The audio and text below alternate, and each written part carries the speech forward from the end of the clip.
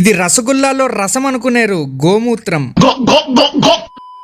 Hello అక్వామాన్, ఈ గుఫిలి tank గురించి మీకు తెలిసే ఉంటది. లాస్ట్ టైం ఇందులో పెట్టిన గడ్డంతా గుఫిలిగా అయిపోవడం వల్ల గుఫిలినంతా తీసేసి ఇలా గడ్డి లేకుండా ఉంది. కానీ ట్యాంక్ లో ఉన్న జింకకి గడ్డే ఆహారం కాబట్టి గడ్డి పెడదామని గడ్డి తీసుకొచ్చా. అయితే ఈ గుఫిలి ట్యాంక్ లో ఒక బెటా ఫిష్ ఉండాలి. ఇప్పుడు ఆ బెటా ఫిష్ ఏమైంది అని ఆలోచిస్తున్నారా? ఆ బెటా ఫిష్ ని బట్టు నా కొడుకు మళ్ళీ తినేశాడు.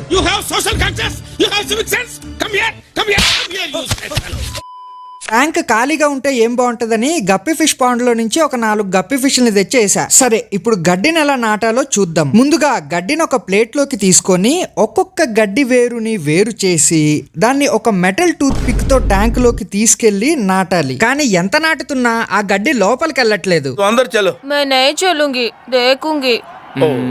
ఇంకా మోటివేషన్ కోసం నాటు నాటు నాటు నాటు నాటు నాటు ఊర నాటు పాట పెట్టుకొని నాటడం స్టార్ట్ చేశాం. కానీ ఎంత ప్రయత్నించినా ఫలితం లేకపోవడం వల్ల ఒకసారి ఈ సినిమాలో ఈ సీన్ చూసా.